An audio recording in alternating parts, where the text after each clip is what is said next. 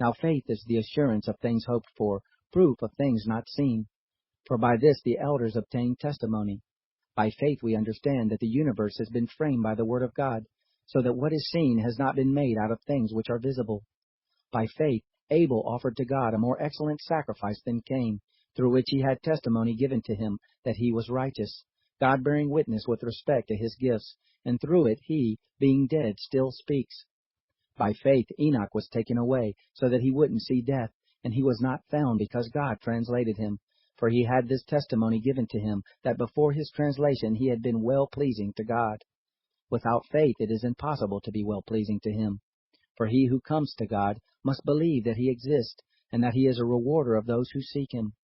By faith Noah, being warned about things not yet seen, moved with godly fear, prepared an ark for the saving of his house, through which he condemned the world and became heir of the righteousness which is according to faith. By faith Abraham, when he was called, obeyed to go out to the place which he was to receive for an inheritance. He went out not knowing where he went. By faith he lived as an alien in the land of promise, as in a land not his own, dwelling in tents with Isaac and Jacob, the heirs with him of the same promise. For he looked for the city which has the foundations, whose builder and maker is God.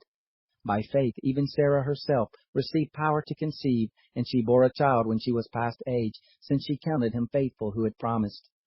Therefore as many as the stars of the sky in multitude, and as innumerable as the sand which is by the seashore, were fathered by one man, and him as good as dead.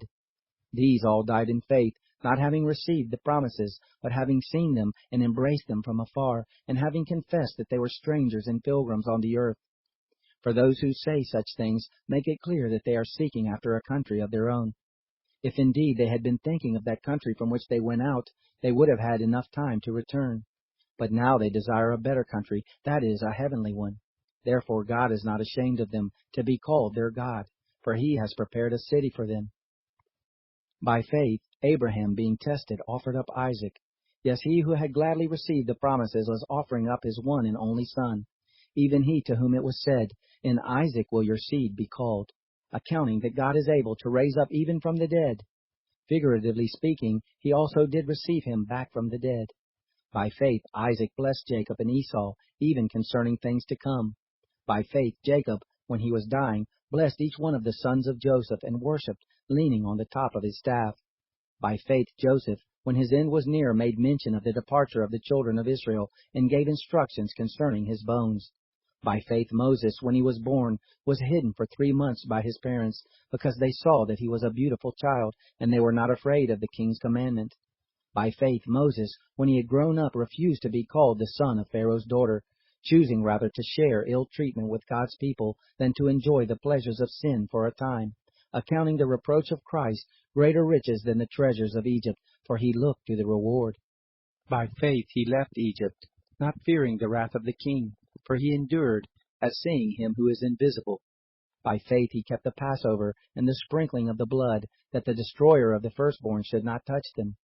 By faith they passed through the Red Sea as on dry land. When the Egyptians tried to do so, they were swallowed up.